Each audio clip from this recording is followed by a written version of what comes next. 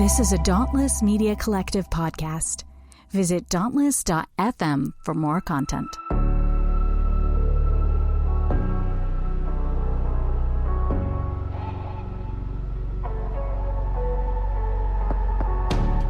Hey everyone, welcome back to the Full Mutuality podcast. A couple quick notes about this episode. So first, we recorded this a pretty long time ago, so while you may have noticed an improvement in audio quality overall as our podcast has progressed, this one was recorded before Gail and I upgraded our mic setups, so it's not quite as clean as our recent episodes have been. I'm sorry about that. Although I guess I'm saying this more for myself than for you, because I've started to pride myself on how our podcast sounds recently, and this one knocks my ego back a bit. Also, in this episode, we interview a friend of mine who went to my alma mater, Bob Jones University, which we covered in our last episode. But since we had recorded this conversation before episode 16, there are a few moments where we kind of sound like we're introducing the school for the first time on this podcast. Obviously, that's not the case unless you happen to be listening to this before you get to our conversation with Lance and Peter. Anyway, without further ado, here's our conversation with Jenn Alynn-Perri.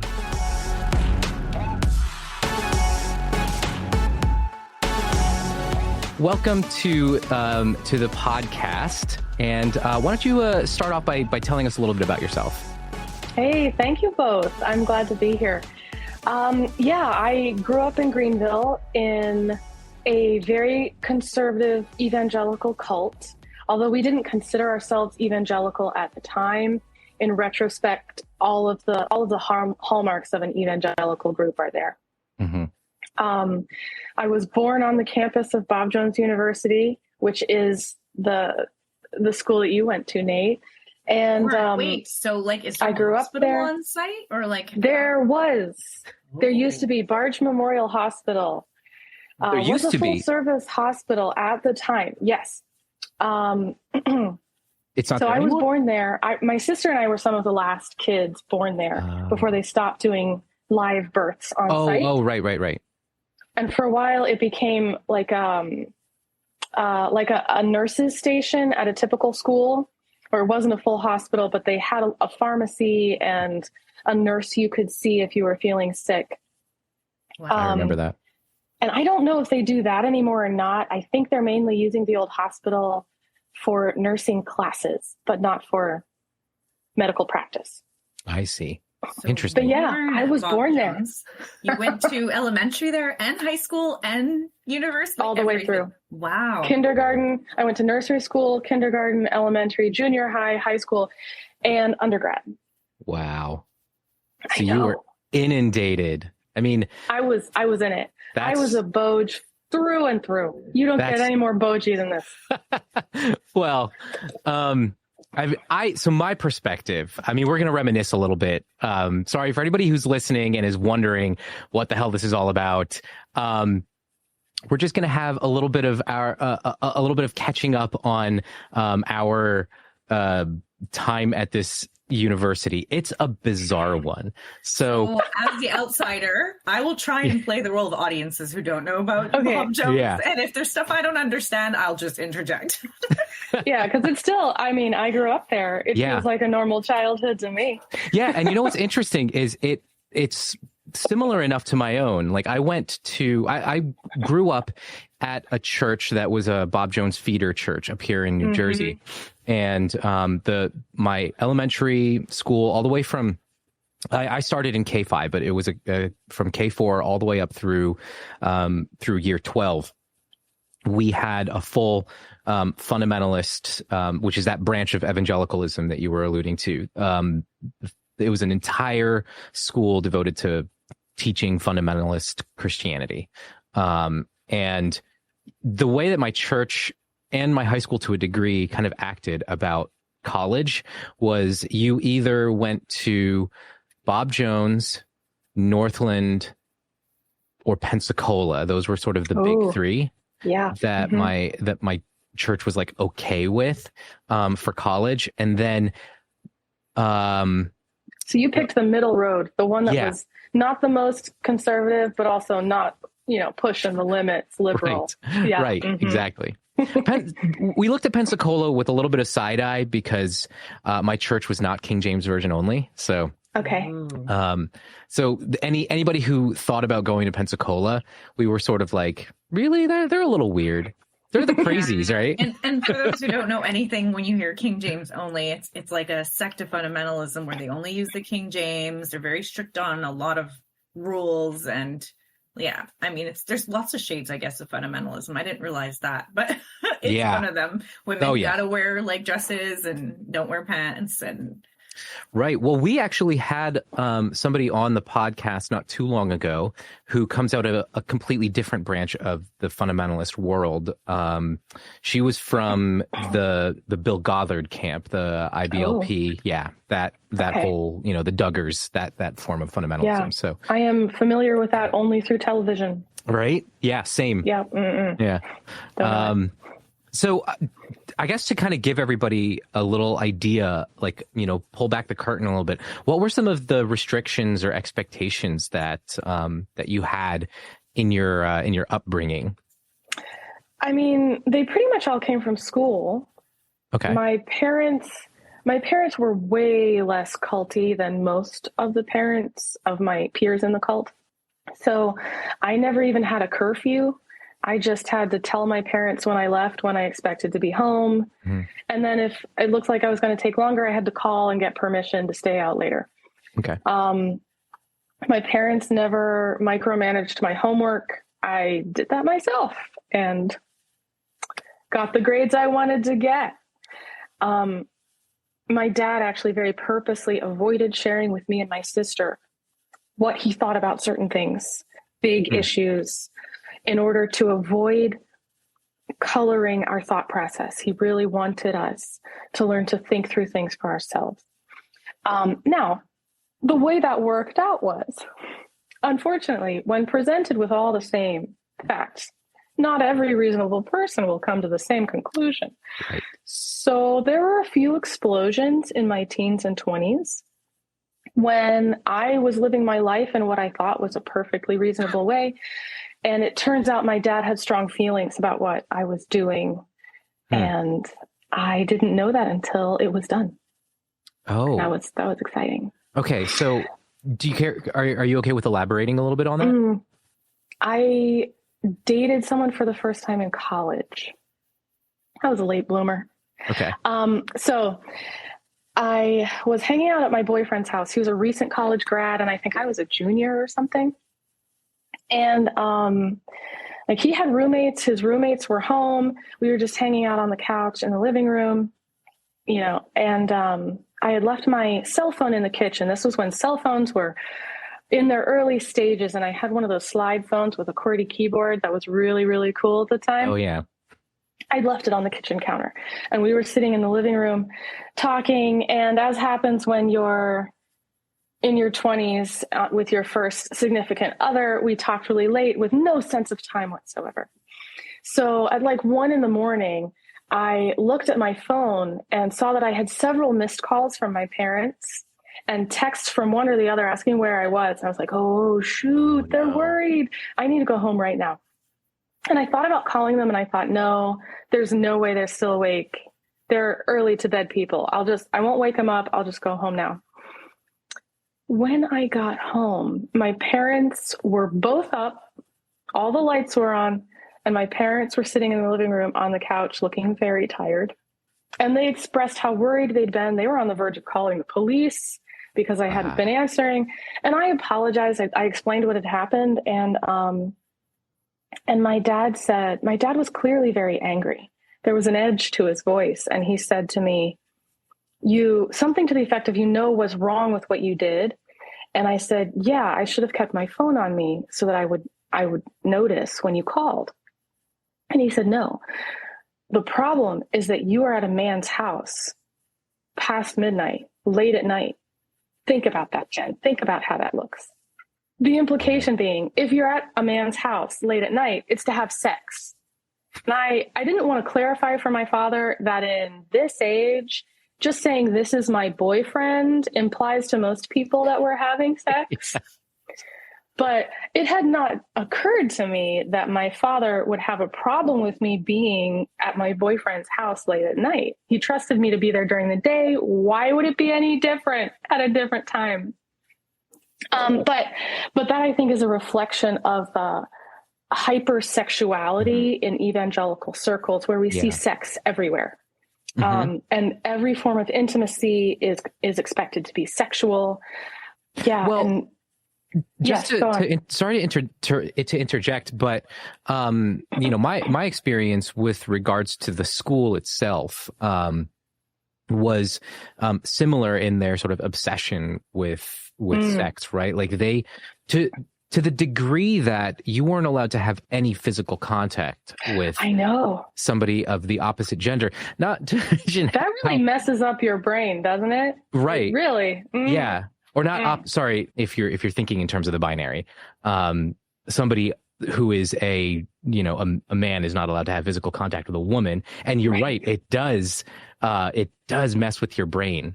I think I still have emotional and psychological damage from being starved of physical contact. I didn't touch my friends. Like I wouldn't cuddle with girls because cuddling was sexual. Right. And girls don't have sex with each other. And I couldn't touch boys at all. So I just never got touched, except for a passing hug once in a while, but usually a side hug because, Right. Oh, of course. Of course.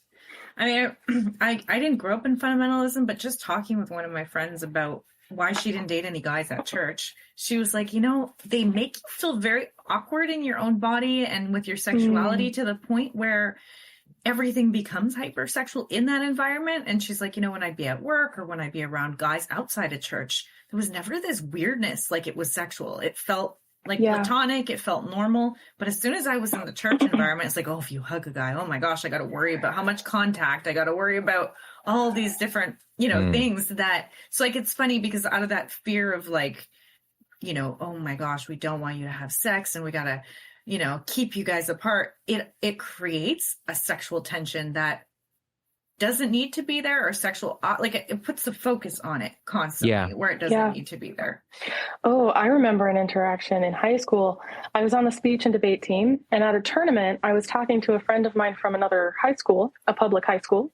And during the conversation, I swung my hand up toward his shoulder like I was about to tap his shoulder, but I stopped about 2 inches from his shoulder and then dropped my hand, which was the comparable gesture that Bob Jones students had developed because you had to stay several inches away from each other. And he looked at where my hand had been and was like, "What was that? Do you not want to touch me? Are you afraid to touch me because I'm Asian or because I'm not Christian? What was that?" And then I had to, it dawned on me for the first time, oh, this is weird. Yeah. And then I had to explain, no, at my school, we're not allowed to touch people of the opposite sex. That did not make him feel any better. He still looked at me like I had insulted him greatly, which I have. I mean, come on. Yeah. Yeah, because it's weird. Anywhere else, it's weird. But that hyper focus, I think, leads to the kinds of intense and invasive sexual expressions that we're seeing. And I shouldn't even be calling it expressions, abuses, really, that we're seeing coming out of conservative Christian environments. I think in large part has to do with this culture of fighting so hard to prevent any kind of sexual expression, any kind of healthy sexual expression or exploration at a time when people are supposed to be exploring and figuring themselves out and figuring out their interactions with each other. So none of that actually happens. Our brains get rewired to see sex as this sort of titillating, out of reach thing that you can never, ever have. And then it starts to set some pretty bad habits because everything becomes shameful. So every thought that we have, every interaction that we have that might be a little bit unusual, we have to keep hidden because God forbid somebody find out about it, and then we're in serious trouble. Yeah, right. And it's almost very impossible to avoid having any of those thoughts when that's all they're focusing on, or it's a big chunk of what they focus on. It's like if I would be like, right now, guys, don't think about the pink elephant. Like, just don't right now, whatever you're thinking about, make sure that what you're thinking about right now in your head is not a pink. Don't imagine a pink elephant. Don't imagine a pink elephant. Think of something else, but it can't be. The more you're talking about it, it's like, what is everyone picturing in their head right now? If you want to try not to think about it, you're going to still be thinking about it, because there's just, you start emphasizing something with such like a, strong, like without any reason behind it. And then it's like, just becomes very like, you become more curious and becomes more like, how do I not think about this? It's like suggestive almost that, you're constant. Like I remember, at least in my evangelical environments, there was this constant talk about how men just thought about sex nonstop all the time. Right. Oh, yeah. And they're just programmed that way. And I think it probably encourages that sort of a thought, because of course it does. It's like, if you're not, then you're like, what's wrong with me as a dude? This is not this is not dominating all my thoughts. So something must be a little bit off with me. This is how I'm supposed to think. I'm supposed to be on this track. That's what being a man is. Mm-hmm. Yeah. I mean, we know controlled studies have demonstrated that children become what the adult authorities in their life expect them to be. Mm-hmm. And other controlled studies of adults have demonstrated that adults fill the roles that they are given. So like, if you expect someone to be an abuser, you are influencing them toward that enough. If you tell someone that they are driven by nearly uncontrollable desires or by impulses that may at times feel overwhelming, then of course they're going to experience that. Mm-hmm. Like, you are training them to think that way. Mm-hmm. I am never surprised when I hear a story of sexual abuse or sexual assault where I grew up, and I heard a lot of them. Frankly, I am shocked that it didn't happen to everyone. To everyone there. I'm surprised that so many people made it out without having been physically sexually assaulted or having sexually assaulted someone else, because that's kind of what we were trained to be. We were groomed to, if we were female, we were groomed to be victims. If we were male, we were groomed to be violators of boundaries with no idea how to ask for consent. So I want to back up a little bit, because I had this thought in my mind, this question that kind of, anytime that I enter that space of my old, fundamentalist world, a question always pops up, either in my own head or that somebody else asks: why should I care about these weird fringe ideas that exist in these cults? And so I'm going to backtrack a little bit, and we'll go to the history books just briefly, and we'll talk about Bob Jones University as an institution and how it was founded, who founded it, etc. So very, very briefly, the foundation of fundamentalist Christianity was as kind of one of the reasons that it started was as a knee-jerk reaction to what several conservative Christians viewed as Christianity getting soft or Christianity getting liberal. And because you had a lot of the social the abolitionist movement, for example, was started by the Congregationalist churches. So a number of churches who wanted nothing to do with abolishing slavery wanted to create a bastion for themselves, which they felt it was their God-given right to own black people as slaves. So one of the reasons that they formed was that. And they wanted to have this, they wanted to distill all of their beliefs into the fundamentals, hence their name, fundamentalism.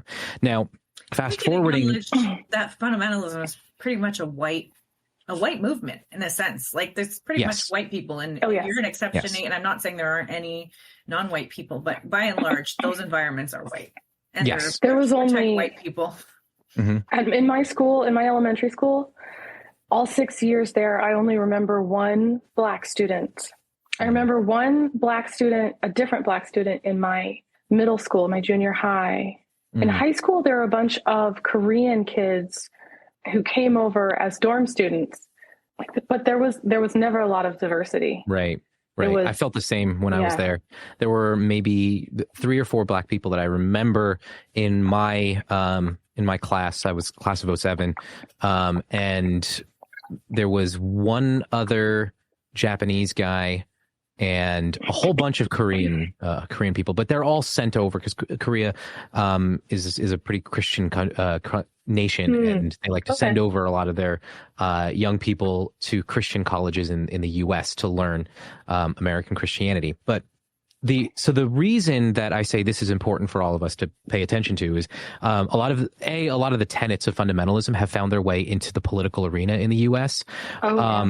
Also, fundamentalism is the foundation for the modern evangelical movement. Evangelicalism was actually a response to fundamentalism in that they wanted to hold to those particular beliefs. They felt like the doctrines of fundamentalism were good, but they didn't like how separatist fundamentalists were. They took very, very seriously the Great Commission in the book of Matthew, where Jesus says, go into all the world and preach the gospel. And they felt like we needed to go into all the world. I think the Apostle Paul wrote something like, I become all things to all men that I may reach some, right? So the reaction to fundamentalism was then what was at the time called neo-evangelicalism. It's then morphed into evangelicalism, which was kind of started by Billy Graham. And Billy Graham was actually a personal friend of Bob Jones. He attended Bob Jones University back in the day, and then they had a falling out.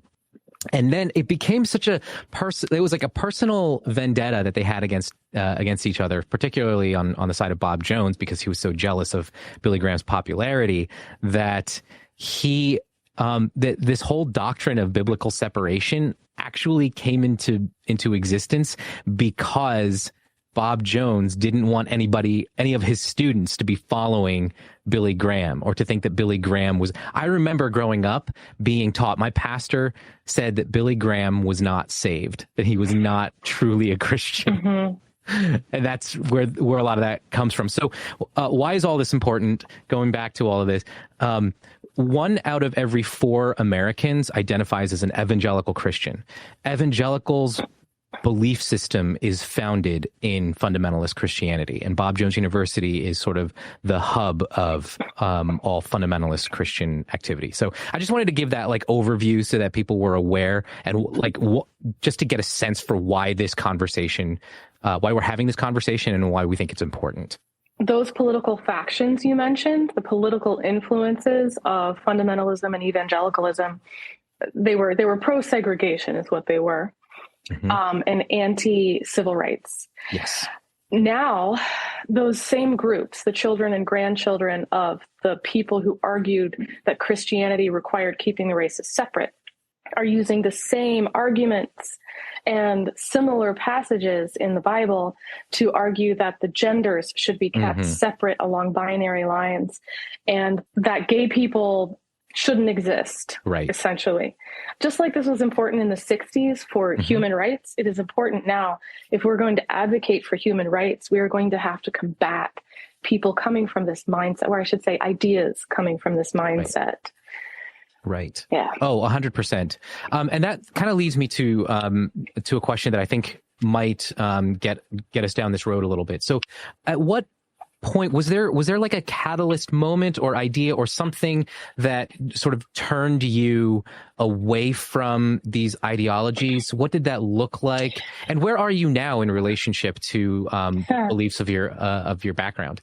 No, there was no single moment where I made a hard and fast decision or a sudden about face. It was very much a gradual process, and I was resistant the entire way. I did not want to change my mind. I mean, who does, really? Right. Whoever wants to change their mind. But there were several moments that caused me to open my mind to the possibility that I might be wrong about one thing. And the way that started is usually disappointing to my conservative friends because it was not an outside influence that I fell under. The way that I started deconstructing, to use a current buzzword, the way I started the process of changing my mind about who God is and what Jesus meant is that I read the Bible, which I'd been doing my whole life, but I'd been doing it in little tiny chunks under the strict guidance of an interpreter. Yep. And I to certain ways of interpreting and looking at it, right? Right. Well, in my 20s, I went out into the professional world, and I was working one or two jobs at a time. And my Bible reading, my devotions, as we called them, had just fallen by the wayside. I didn't think to make time. And so at least 2 years had gone by that I had not read the Bible for myself. Mm-hmm. And I thought, oh, I should start that back up, because that's what Christians do. They read the Bible every day. And I decided that I wanted to read the Bible in large chunks rather than in short chunks. So instead of a chapter a day, I was going to read a book a day. Or for the really big books like First and Second Kings and the Psalms, I'd read more like 10 to 15 chapters at a sitting. And the reason for that was that I have always been a concept person. I'm really good at grasping concepts quickly. I am not a memorizer. And although I was very familiar with most of Scripture, I would recognize passages quickly. I was really bad at remembering which book they were from, let alone which chapter. So I was no good at proof texting, like none whatsoever. I could quote a section, but I couldn't tell you where it came from. And I wanted to work on that. So I was like, okay, I'm gonna step back. I took speed reading in college. I'm gonna do a bird's eye view of this to give myself a framework of the big picture, the structure of these books, to hang all these details on that I'm familiar with. That's what I was hoping to get out of it. It went very differently from how I had expected. There were two things I noticed, and the first one was most of what I'd been taught the Bible clearly says it doesn't say at all. In fact, in a lot of those cases, if you read the passage in context, the author seems to mean the opposite of what I was taught. Right. Well, damn, that really upsets the apple cart, doesn't it? Yeah. And the second thing I noticed is that most of the Bible is delivered in a way that doesn't seem to be designed to be prescriptive. It's descriptive or poetic. Right. Right. The few passages that are prescriptive are written to a specific audience, usually in response to specific questions, which we don't know. Mm-hmm. How universal are they? So I'm saying a descriptive passage tells us what happened. A prescriptive passage tells us or someone what to do or what not to do or how to live. And even when we pull out just the prescriptive passages, amongst those, there are a lot. Those we have to decide whether they are universal or specific to a time, place, or people. Just reading passages at face value, most of the prescriptive passages appear to be specific, not universal. Yeah. Because they are worded in a way that says, you, this person, I'm talking to you, you need to do this. You really have to have a reason to take a command that's given to one person and tell someone else that they have to follow it too. When you're looking at the whole Bible as if, and I think this is a way that evangelicals and fundamentalists tend to use the Bible, is it's meant to tell us what to do now. So they're looking for, what might be prescriptive for someone else and trying to apply it to now. Like there's not a sense of historical reading, of context reading. It's like cherry pick this and how do I make you do what it's telling them to do? So sorry, just real quick. It's so relatable that my own like faith deconstruction was the same kind of thing.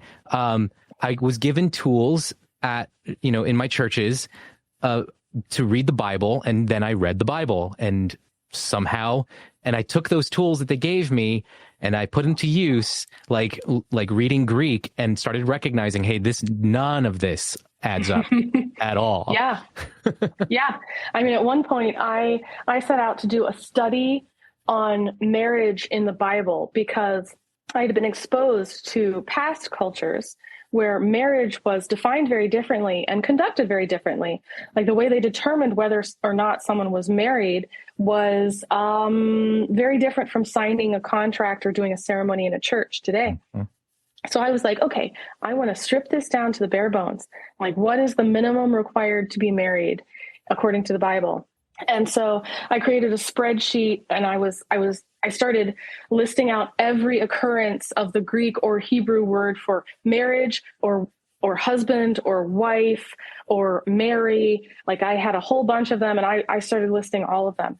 And the results were very disappointing. I gave up on it very early on because what I noticed, similar to what I noticed in my read through, was that this is not a how-to manual with clearly defined terms. There's no to-do list. It actually reads much more like a history of coaching, where God interacts with his students, with humans, and he doesn't tell them, this is what you will ultimately become. Here's everything you need to be if in a perfect world. Instead, he tells them, this is what you should work on right now. And what he tells one group of people to work on is very different from what he tells a later group of people to work on. This is kind of a good place to segue a little bit as well, since your study was centered on marriage. How then, as we kind of move forward, since in the conservative Christian world, you see this thread of marriage going hand in hand with sexuality, and you cannot have one without the other. So what then does that journey for you look like as you start to reevaluate some of these things? Yeah, my thinking now is very different from how it was 10 years ago.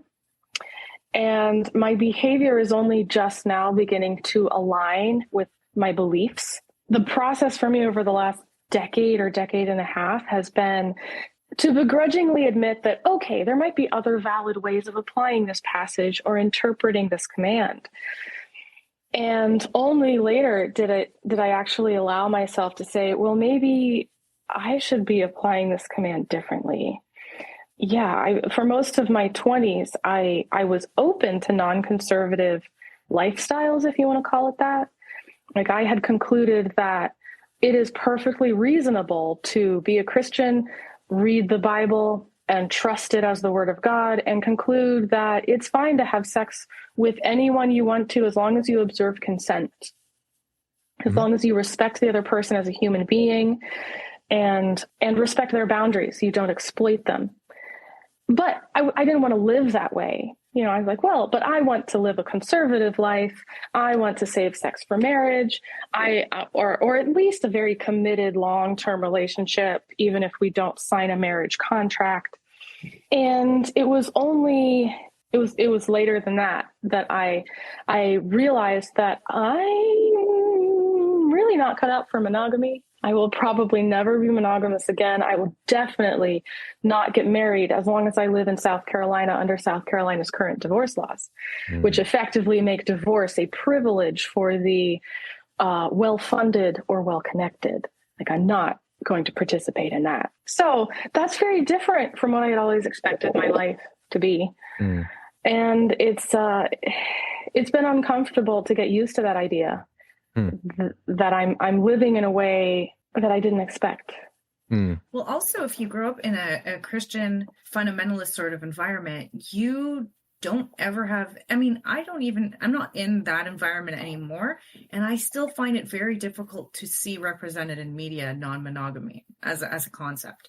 Actually, it's kind of interesting that in the Bible, there's a lot of that. And I remember reading that as a kid going, but, it wasn't polyamory, it was polygamy, which is very different. The topic of consent is non-consensual, non-monogamy. Right. Big difference. And it's not women with a bunch of husbands. It's a guy owning a bunch of women, right? That there's a lot of ownership when it came to marriage. Women as livestock. That's what it is.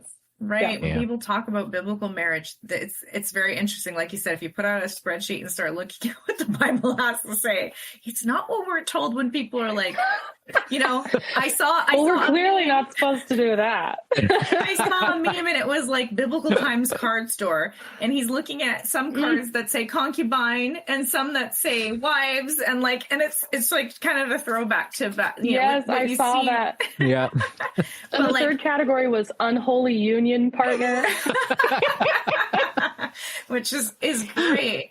Well, it's interesting that, in conservative belief systems, the idea of not being monogamous is so incredibly taboo when the Bible is full of non-monogamy and nobody really goes like, David, terrible. It's like, no, man after God's own heart, Abraham, I mean, help me out here, but I can only think of one passage that even mentions monogamy. And even there, it's not all that clear. The passage about deacons, where a deacon should be a man of only one woman. Right. For sure. And even that gets interpreted different ways. Yeah, right. Mm-hmm. Exactly. Yeah. It's interesting. I guess one of the curious things so it makes sense to me that it would have been very hard for you to imagine anything outside of monogamy growing up, in an environment that would never present anything except if you read the Bible, then you see something different. And then we got to do mental gymnastics, right? To bend it.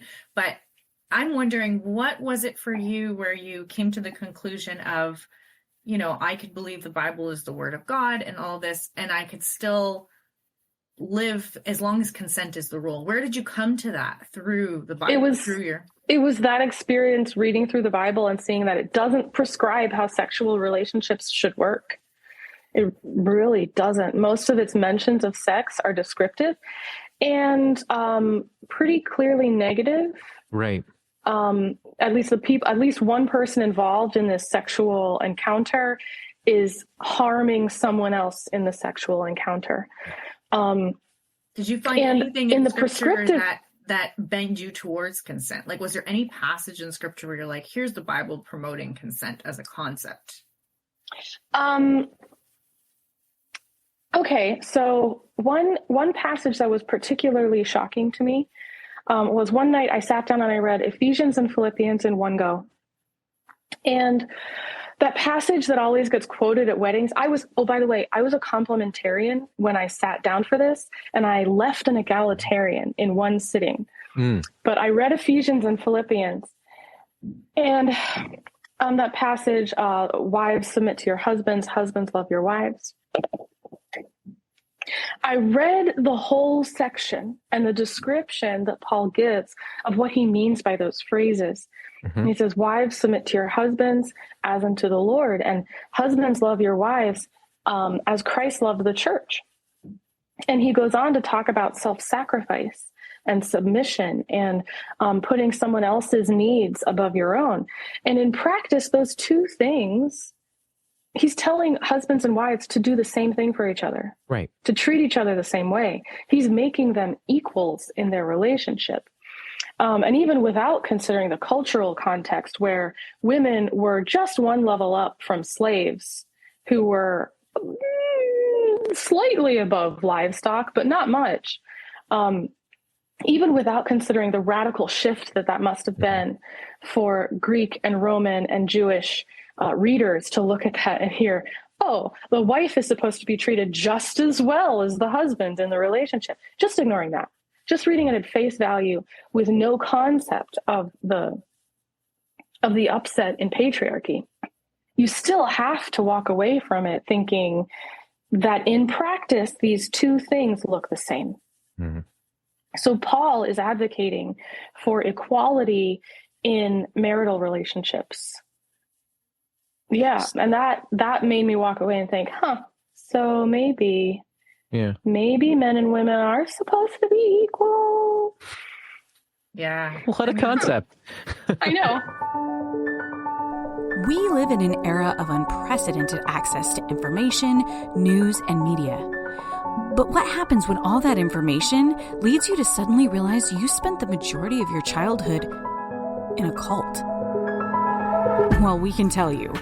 Join me, Jessica Goforth, and Kathleen Reynolds as we take you into the world of cult recovery after all the emotional, psychological, financial, and sexual abuse we experienced as part of Bill Gothard's Advanced Training Institute. On our podcast called Leaving the Village, we talk candidly about our journey out and interview other survivors whose experiences will boggle your mind as scandals continue to rock the twisted world of IBLP. Subscribe to Leaving the Village today so you don't miss a single episode. Hey everyone, I hope you're enjoying this episode.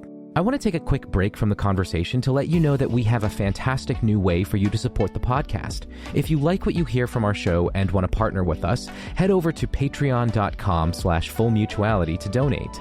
As a partner, you'll get exclusive content, access to occasional live recording events, and more for as little as $5 a month. Thank you already for your support of what we're creating. And now back to the conversation. I find it interesting that your practice of using that as sort of your framework for, and like, again, we're kind of talking about your own personal journey. And that was like one step along the way. But aside from a passage like that, at least in my experience, consent is really not a talking point in the Bible. No. I was going to go there. That's really sort of where I was leading in, because I was like, right. I don't remember the consent past, like what you mentioned about Ephesians. I'll go back to consent, but I wanted to say, like, for me, that was one of those eye-opening. I also used to be complementarian in my thinking and changed. And for those who don't know those terms, we've defined it in past podcast episodes, but it's this idea of men and women having defined rules. Guys do this, girls do this, versus egalitarian, which is sort of you're equal. And it's not a separate but equal kind of thing, like segregation. It's you're equal. That's how equality actually works. So, and when I started, actually for me, one of those things that started undoing it is when I studied Ephesians, and I found out that passage specifically, if you want to go with the women are told to submit, in the original language, that word is it's submit unto one another as unto the Lord is the first verse.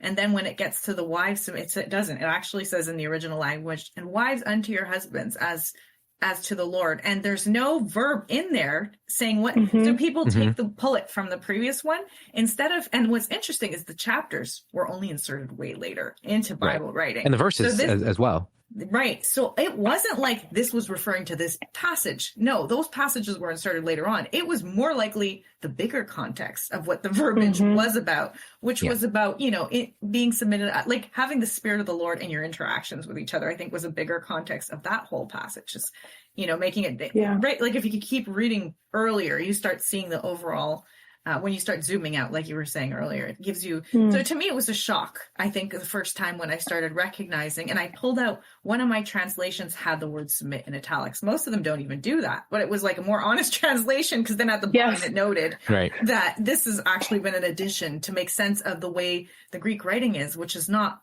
it doesn't always have the verbiage in it. So you're inserting what you think the topic is into it in order to make sense of it. In English, it wouldn't have made sense if it was written like word for word, or, which is how a lot of the Bible is written down, which is a lot of interpretation, which a lot of people leave out, of how much bending can be done with people who have a certain perspective on the world when they want to put out a translation, and how much that goes through our history in Christianity. But so the egalitarian thing definitely was that passage for me, and realizing what people inserted this word in to make it specific submission for women. I was like, how dare they? Because I was always told you never take anything out of the Bible, or you never insert anything, or God will pull you out of the book of life, or he will insert into your life every plague written in it. That's what it says in Revelation. So I was like, don't do this. So I was just like, how dare they? I can't believe that people who told me this my whole life, that I can't add or subtract from it, are actually like tampering with the word of God. And that's the reality of how the Bible is written, is that there is a lot of tampering that goes down. There's a lot of guessing. There's a lot of seriousness. I don't want to say people who go into this profession are, being flimsy, but it's not as solid as people want to think when they're going authority of God. It's the word of God. But going back to consent, sorry, I had to rabbit trail off, because that Ephesians passage to me, when we talk about egalitarianism, was eye-opening. But when it comes to the topic of consent, I grew up my whole life in church, never hearing that concept talked about. No. And whenever David and Bathsheba was brought up, it was always adultery. It was never rape as a topic. And they always talked about it like they cheated. And it was so, I realized the programming in that for me, by ignoring what consent is, by ignoring that Bathsheba had no consent, by ignoring that she was taken against her will and raped. That is what that is. It's non-consent. The fact that topic was never broached, that they would read that story and skip over that this is rape and non-consent, really was a part of my religious framing in terms of how relationships, even within my church context, were set up. To not even be able to recognize what consent looked like. To not be able to acknowledge what rape actually was a part of my church context. I don't know if you guys had similar. Oh, yeah. All the boundaries we had around sex were about under what circumstances you can have sex or not have sex. Right. And there was no, like, when you should say no and when you should say yes. But there was nothing about what to do if someone says no when you think they should say yes. Well, if you're a woman, the teaching was if they say yes and you can't say no, was sort of the teaching. Like I remember a lot of stuff like, women, if you don't want your guys to cheat or look at porn, you need to be having sex with them often, even if you don't feel like it, even if you're not in the mood. And I mean, I remember somebody giving me this advice one time of like, you know, whether or not, I mean, I've had it from different perspectives with the same message of like, even if you don't want it, you know, this is what's going to draw you two closer. Or actually had a marriage counselor pull out the Bible and say, you know, your body is not your own, it belongs to your husband. When my when my ex was literally saying, is she allowed to say no to me? Like this was his question. We were separated, right? Oh my God.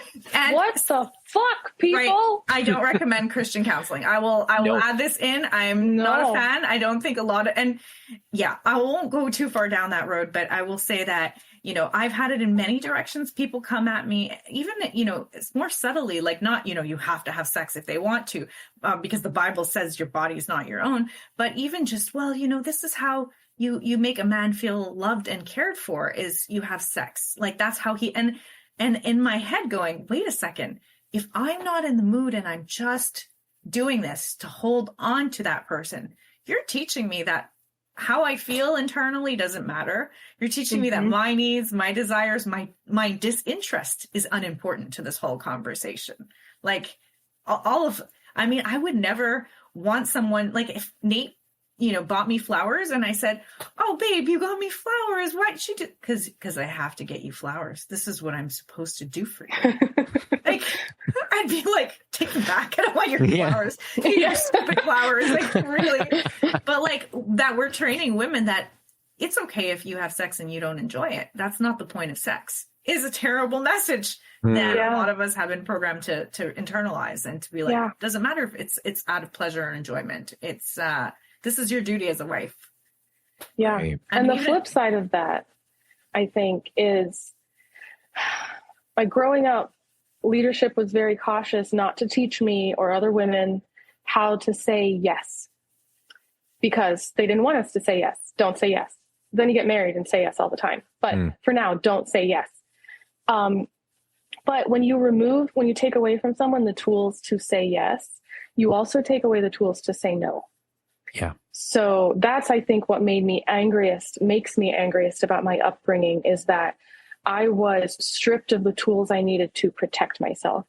And I won't go into detail here, but there were a couple experiences in my 20s where I didn't know how to say no. I wanted to say no, but good girls are naive, and you can't say no to what you're unwilling to name.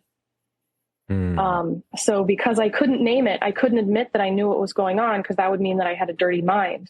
I couldn't say no. I just had to look for a way to slither out of the circumstance I had found myself in, which apparently was probably my fault. Like, why were you even there in the first place? Yada, yada, yada. That is a topic I think is also worth exploring too, is in these environments, there's a lot of talk about modesty, a lot of talk about helping men not to stumble. And it's taken me a very long time to understand how vile that is as a concept. I remember talking about modesty to other people. I remember preaching modesty to other people. I remember thinking it was a woman's responsibility in part to help a dude out, you know, to make sure he didn't think the wrong thing. And I look back at that and I'm like, that's absolutely awful. Like I look at Jesus saying, if your eye causes you to sin, tell a woman to put some more clothes on to help you out. Not at all. His commentary, it was gouge your eye out. It was like, you were fully, absolutely 100% not only responsible for yourself, but if you're being that problematic, then you need to take drastic action yourself to stop yourself from this crap. Like it's so extreme the way. And you know, I love people with like, you need to take the Bible literally, you need to take it seriously. Tell me how many guys are walking around without eyeballs out there in their churches. It's just not happening, you know, but yet they'll take a verse that says, you know, dress with pure modesty and won't even look at the context of what they were talking about, with the modesty being about fashion, being about flashing your wealth was actually the context of that passage. But it's like they'll focus in on that word modesty and they'll be like, see, the Bible says that, but it's like, he also says gouge your eyes out though. And for some reason, nobody's gouging out their eyes. But when it comes to the women, we're putting stuff in here, some extra stuff to make sure that they're, to kind of zoom out of that, what it creates inside of women is this: if he thinks of me the wrong way, I have a part to play in this. Yeah. I have a role. I must have done something that caused him to think I wanted this, or that gave him the wrong impression. I know when we were talking with, you mentioned a previous guest in fundamentalism was ATI. They would use an expression of, did they use this at Bob Jones, defrauding someone? I don't know. Different fundamentalism has different words of basically like you're presenting yourself a certain way and you're causing a guy to think he's entitled to this from how you're acting. So they would call it defrauding a guy by if you were smiled at them the wrong way, like you're defrauding him because now he is imagining that you want XYZ because you smiled at him the wrong way. So I don't. Oh my God. Yeah. I think there's a lot of pressure on women inside of evangelical culture, not even just fundamentalism, to see themselves as responsible and to feel ashamed if a guy acts out inappropriately on them. Like they have done something to cause this situation. Yeah. Which I mentioned earlier that women were groomed to be victims. And this is one way that they're groomed to be victims. Yeah. Because if I am responsible for someone raping me, then I'm not going to tell anyone about it because I'll be admitting to my own fault. I'll cover it up rather than go ask for help. And I think that's what happened with a lot of my peers. They were silent for years about sexual assault and rape because they thought it was their fault that it had happened to them. They don't, I think that's it. When you don't even teach consent, you don't even have a working definition for rape. So then rape becomes a back alley with a stranger grabbing you and throwing you up against the wall. And it's not your nice boyfriend who's putting pressure on you. All these other scenarios of someone who you trusted never factor into your head. 100%. Yep. I remember reading a headline in the local newspaper sometime in my teen years. It said, I forget the stat, but X% of rapists know their victims. And I remember thinking, that's crazy, because I couldn't fathom a scenario in which someone would rape someone they knew. It would have to be like maybe a friend from school, like you described, pulls somebody into a back alley, tricks them into getting back there, and then slams them up against the wall and has sex with them while they scream, "No, please stop." But that was the only scenario I could envision that would count as rape. I couldn't imagine, like, if your boyfriend has sex with you, well, that's probably your fault because you flirted with him too much. You stayed out past midnight. Right. You were at his house too late. Of course you thought he could have sex with you. What else is he going to think? You walked into his home, his bedroom in his home. Oh my God. Come on. I was thinking another statistic I heard, which I was mind-blowing for me in terms of how women are always pressured with what they wear, as if their job is to govern a guy's thoughts, as if guys cannot think things if you're wearing, if you're covered head to toe. I mean, in some instances, anyway, I won't even go down that rabbit trail, but it was interesting. They had a museum of what women were wearing. You could probably Google this. Maybe I'll look for it for the show notes. What women were wearing when they were raped.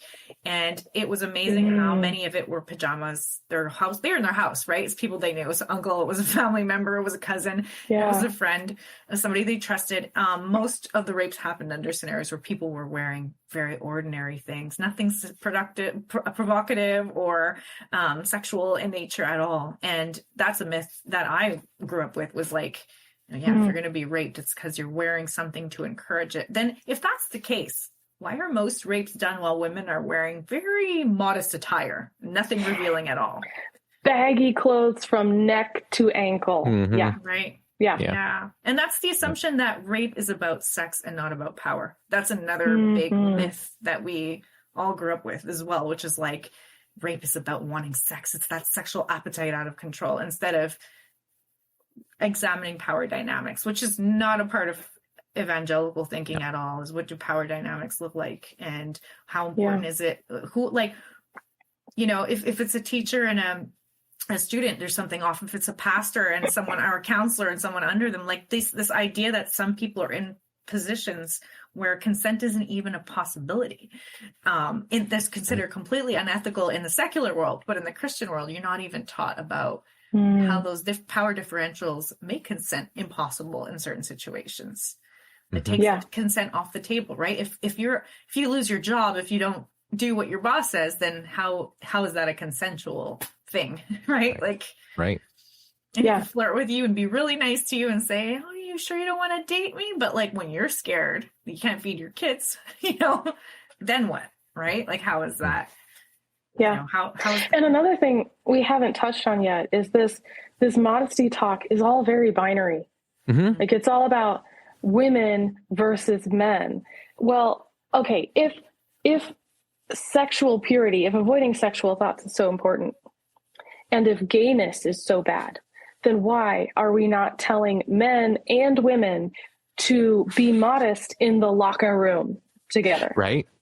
Why is it fine for dudes to run around shirtless at sports ball games when there might be someone struggling with same-sex attraction in the stands? Yeah.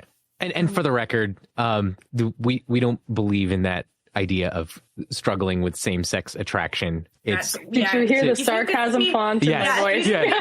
We can see each other's face, so we can see the eyeballs getting all wide. But just in case you didn't detect it in the tone of voice, that was sarcasm. That is the way that evangelical Christianity tries to detract from the fact that homosexuality is an orientation. So in order to avoid, and we should clarify that for anyone listening who doesn't know about that, that is a way to try and make it as if it's a personal choice, which I mean, to me, I'm like, I'm straight. And if I'm going to look at the way men behave in society as a whole, and it being a choice to be gay or not, there's no way I'd be straight. Like, it doesn't make any logical sense to me why I would ever choose to be, like, if this is a choice. I don't want to be attracted to that. I'm just like, guys as a whole have to step up their game. There's a problem going on here. Like, there's a lot of issues happening. You know, women have a lot of female friends, and it's so much easier. It's just overall, the emotional intelligence is so much higher. The ability to get vulnerable is so much more there. There's so much more going on that's great.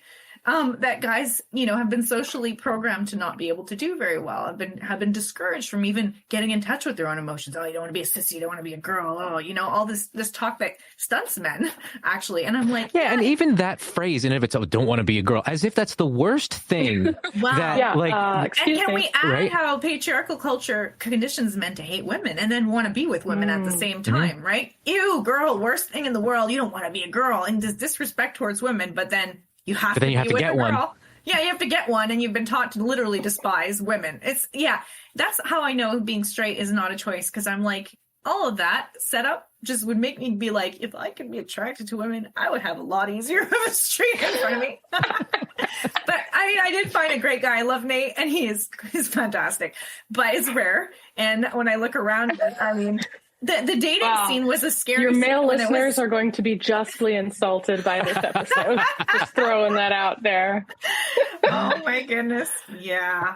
That's okay. It was skewing a little too heavily in the male direction. I was looking at the Spotify stats, and I'm like, I need to drive some away. Get rid of some of those listeners. Why is our audience 51% male? What's going on here? Yeah, we need to trim that down when we start going a little too Joe Rogan. We're like, nope, if only men like this is a bad thing. This is how we know it's a bad thing.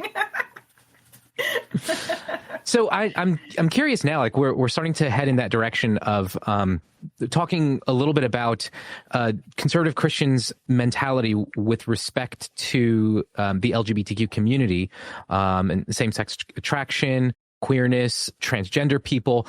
How then do you take that you start heading down, and I know some might hear this as like, oh, it's a slippery slope. Once you get rid of, one fundamental of the faith, then, it's a free for all. And you just, believe that having sex with a person of the same sex is fine.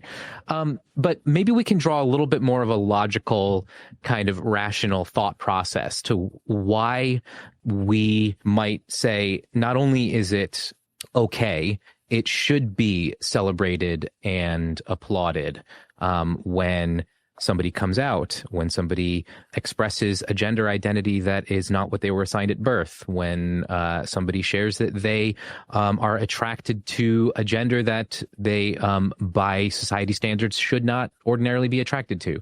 How do we make those steps away from this idea that anything that isn't, straight man and straight woman together in marriage is bad, and to where we are now?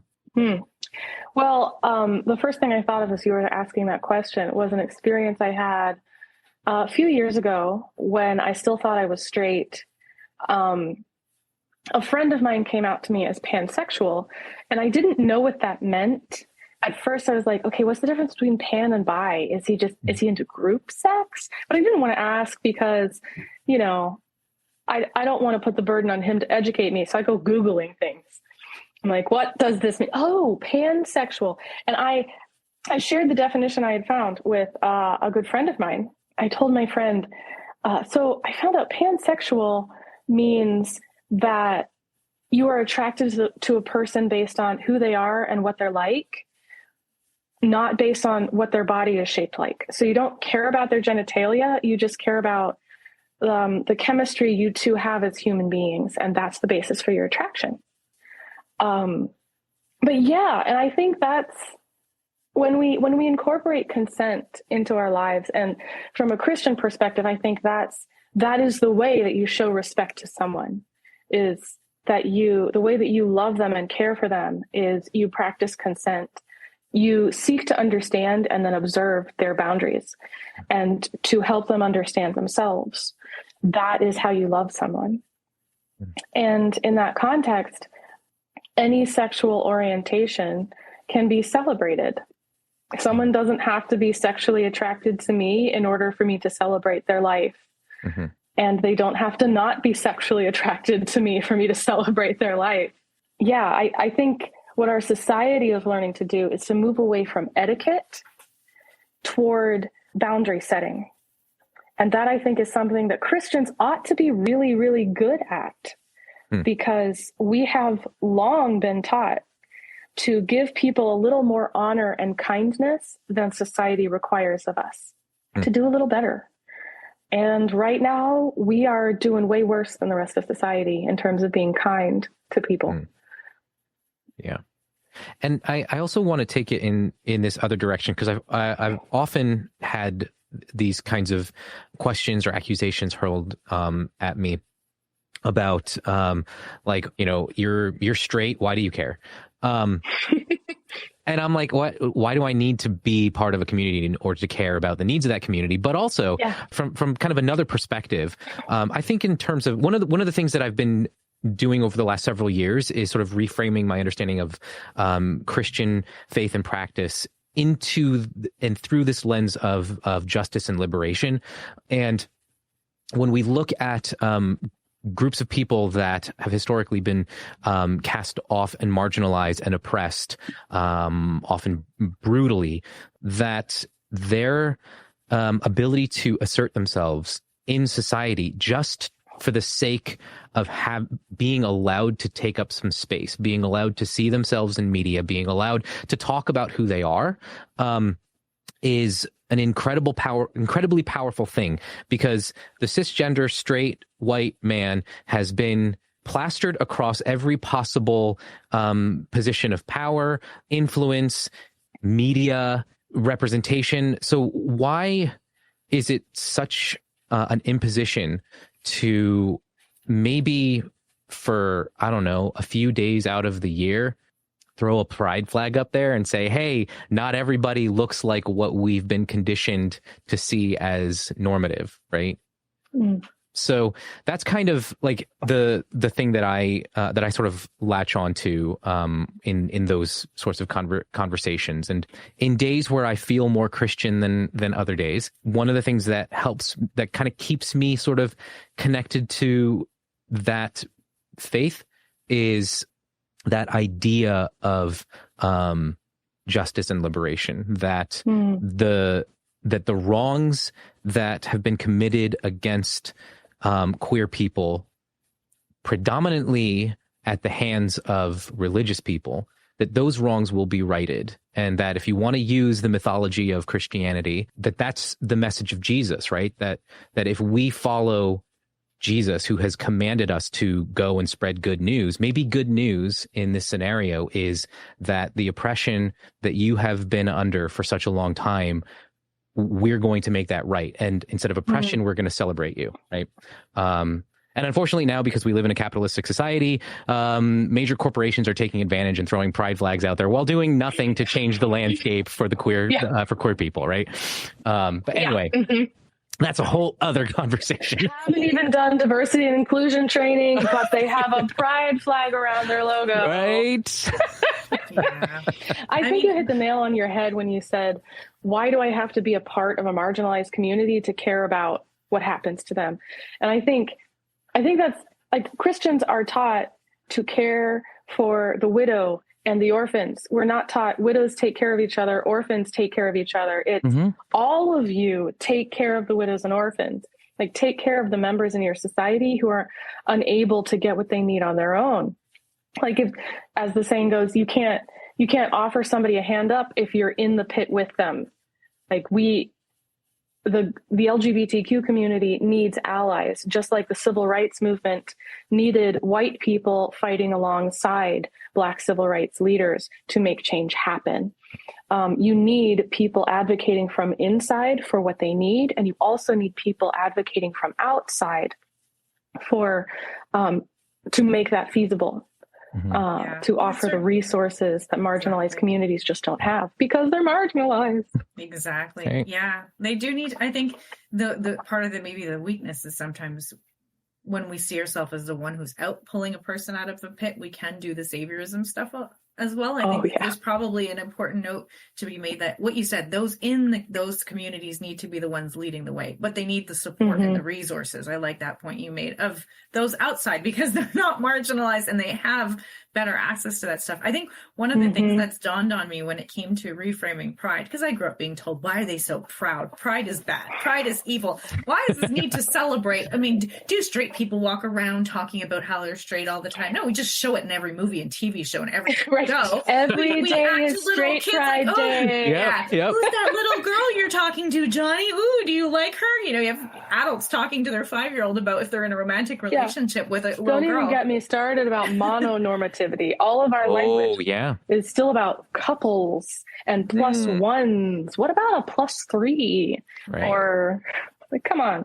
Yeah, absolutely. Anyway, go on. But like, just even, I think one of those things that helped me start understanding the value of pride and reframing that was realizing how many gay kids get kicked out of their homes by Christian families? How many gay kids get disowned? I started looking around and noticing in my youth group, there were a lot of gay kids who were suffering of severe depression, wanting to end their lives, and didn't come out to their family because they didn't know how that would be responded to. Of kids that were coming home with a boy to the dinner table at a family gathering because if they brought a girl, they wouldn't be invited.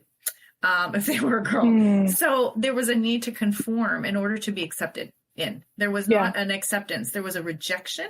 And people want to be like, oh, your sexuality doesn't define you. But then how are you completely kicking someone out of your community because of their sexuality and pretending it doesn't define them when you're defining everything by their sexuality? And so realizing how dangerous it is for gay people in society still today. I mean, that's still a reality that gay kids have and that trans kids have in terms of suicide rates because of the threats that they're under constantly, and the fear of rejection from their own parents and how psychologically damaging that is.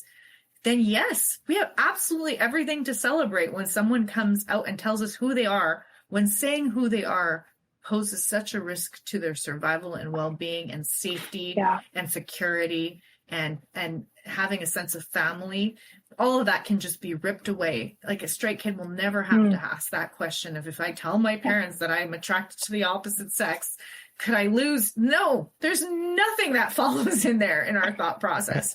So yes, we need to be happy and be proud of people who can come and say the truth about who they are when they're told constantly to be ashamed of who they are. And that was a big reframe for me to realize pride exists as a response to Christians' homophobia in part, and probably in large part. It's the way that we recover from shame. Right. Yeah. Is by learning to be proud about the parts of ourselves that we have always hidden and repressed. Well, I've been doing a lot of that in the last year. I've been processing some trauma, which has caused doors in my brain to just fly open, whole parts of myself I didn't know existed. It's also unlocked some physical issues. Like I've seen my physical health deteriorate and get better alongside my mental health processing. Like the coughing that you hear, and I hope you're not hearing the gum chewing, that's because of acid reflux that I've been dealing with, which seems to, but looking back over my history, my digestive issues seem to stem from sexual and religious trauma. So it's been fun it's been fascinating and frustrating to watch those things develop side by side. I do want to give a plug for local to the Greenville area. If you or someone you know is being rejected by family or kicked out of their home because of their sexuality, their sexual orientation or gender identity, there are groups in Greenville that have the resources and the manpower and an eagerness to help you or your friend or family member. Pride Link in Greenville recently opened a queer wellness center near the Haywood Mall, which offers mental health therapy on site, as well as basic living essentials like snacks and toiletries and cozy corners to hang out and feel safe and accepted. Also, First Baptist of Greenville has provided a lot of help to people, especially teenagers and 20-somethings who've been kicked out of their parents' home after coming out. And I know a lot of folks there would be happy to help someone find a place to live or even provide a place to live with an adult who will be affirming and encouraging and help someone get on their emotional feet again. And Greenville, the upstate now has a queer chamber of commerce, which is a network of queer affirming, queer owned and ally businesses. And if you reach out to them, I know the leadership there would be happy to network for you and help you find people who have the resources to help with your specific situation. And you're also welcome to find me on social media and send me a message. And I'm happy to introduce you to people I know who can get you what you need. Well, thanks for sharing. I'm going to put all of those into the show notes so that people can find that stuff easily, click the links, etc. Jenn, this has been a blast. Thank you so much for joining us. Yeah, we did cover a lot of ground. This has been really exciting. I kind of want to get your thoughts on, we talked a lot about the things that we might see as wrong with our upbringing, and I don't know, at least from my perspective, I don't know that there is much that I can glean in terms of what's right. But perhaps as sort of a parting thought, what are some things that you might want to express to conservative Christians of your stripe, from your upbringing? What are some things that you would like to share with them about what you think and who you are now? Actually, what I would like to express to people who are living in a conservative environment is something that I wish had been expressed to me when I was doing the same. I feel like we're given another binary, the age-old archetypes of the the virgin or the slut. You have to choose between the two. And in conservative circles, of course, the slut is not an option. You have to be the virgin. So I always felt like I was being pulled in two directions by my different friend circles. My conservative Christian friends were all about don't have any sex because you're not married. And my non-Christian friends were like, I felt like, nobody said this to me, but I felt like the pressure was have all the sex, sleep around, go to bars, hook up, do one night stands. And it was a relief to me to, like, the most liberating thing anyone has ever said to me was, if you don't want to have sex, don't have sex. And I really wish people would hear and know that monogamy is a valid choice. It works for a lot of people. Celibacy is a valid choice that works for a lot of people. You don't need a reason to not have sex. You don't need to even know why you don't want to have sex. And you never owe anyone an explanation for saying no. I was relieved to learn in my late 20s or early 30s that it is very normal for a lot of adults in this country who are not conservative Christians, who are atheists, agnostics, to go long stretches, years at a time, not being sexually active. That's very normal, and it's okay, and there's nothing wrong with that. So the sexual liberation includes the right to say no, not just in a certain circumstance, but for long stretches of time. I totally not only back you up, but it is definitely a new thought, in the sense of, if we grew up in those environments being told, first of all, you got to talk about sex all the time. Everybody wants it all of the time, and you got to avoid it all the time. And then there's that hyper focus on it. And then if you look at the studies and statistics about secular kids, and we hear in Christian circles about how sexualized our society has become, how accessible sex is, and how it's everywhere. And young adults these days and young teenagers are having sex later in life and less than before, which is, and it's not because they're in families that are telling them, discouraging them from that. In fact, I was constantly discouraged from having it, and I had it very young. I think all the talk about it pushed me in the other direction totally. Yeah. I actually had completely the opposite effect. And I look at my kids, and the pressure was off, and they went for long stretches without being with anyone, and were happy and content. And I give credit to being not in those environments where that was the constant, continuous focus, where they could feel normal just being by themselves, Yeah. Well, they're not afraid that the rapture is going to happen before they have sex, right?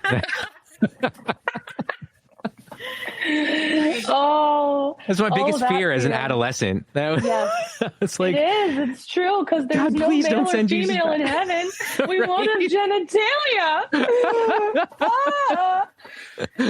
That's amazing. I think that's a good note to end things off on. Yes, just absolutely. That and imagine it. Don't think about it. Don't think about it at all. You're not allowed thinking about this topic. Thank you again, Jen. So where can people find you on the interwebs? You have social media handles, website, etc.? It's hard to find because you have to spell my last name, and God bless you if you are able to do that. But you can find me on Facebook or Instagram or Twitter. I'm not very active on Twitter, but if you message me there or at me, I will see it. And if you search for Jenn, Jenn, Alynn-Perri, Alynn-Perri, that's my handle everywhere. Cool. Jenn Alynn-Perri.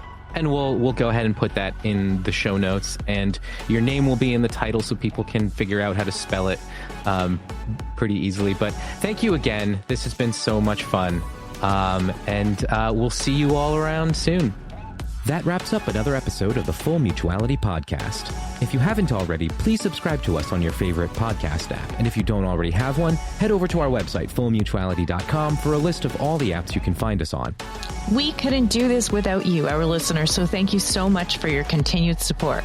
Speaking of support, one of the best things you can do for us is to head over to Apple Podcasts and leave us a review. I'm pretty sure 5-star reviews get you an extra crown in heaven. Look, seriously, if you found this episode insightful, spread the word and share it with your friends. And don't forget to follow us on social media. You can find us on Facebook, Instagram, and Twitter at Full Mutuality. Thanks again for listening, and we'll see you on the next episode of the Full Mutuality Podcast.